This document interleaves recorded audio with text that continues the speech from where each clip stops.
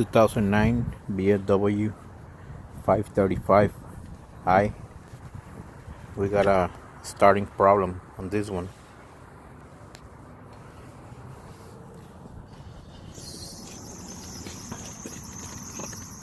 There is no fuse, there is no relay, starter relay, because the signal directly to the starter comes from this module, cast module.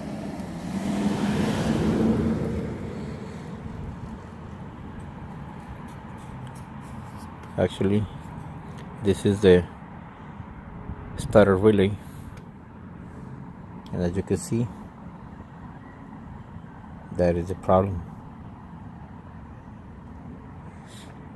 I'm just gonna go ahead and fix said module, because otherwise, if I replace it, I am gonna have to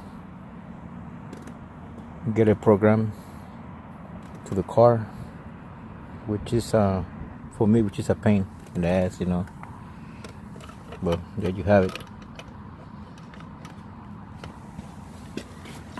Starting problems. When you're trying to crank the engine, he only clicks once every time you push the button. Cluck, cluck, cluck. That's it. But that's the problem. Alright, guys.